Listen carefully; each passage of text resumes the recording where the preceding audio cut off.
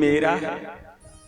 जन्म होता है तो माँ कहती है मेरा है, और बड़े हुए तो भाई कहता है मेरा है, बहन कहती है मेरा है। जवान हुए तो पत्नी कहती है किसी का नहीं है, ये मेरा है, इसे मैंने खरीदा है, मोल ले लिया। पैकेज पे चलता है ना मामला, बोले ये हमारा। और बड़े हुए तो नाती पोते कहते हैं नहीं अब तो ये हमारे। और वृद्ध हो गए तो लकड़ी कहती है अब ये हमारे, उसके सहारे के बिना तो सवाल ही नहीं चलने का।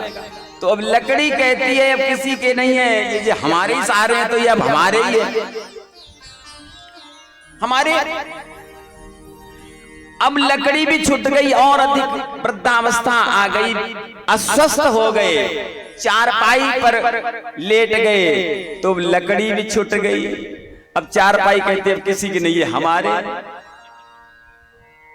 उसके बाद जब प्राणांत हो गया तो चारपाई से भी नीचे ले लिए जाते हैं।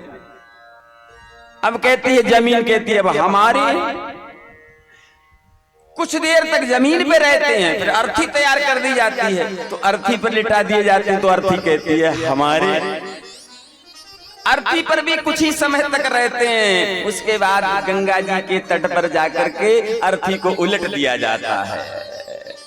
अब चिता कहती है किसी की नहीं है, अब हमारे हैं, अब हमारे। और चिता पर रखे जाते हैं, फिर जल करके भस्म हो जाते हैं, किसी के नहीं रहते हैं। जितने वजन के पैदा हुए थे 2.5-3 किलो के, उतनी राख बचती है और कुछ नहीं बचता है, कुछ नहीं बचता, किसी के नहीं।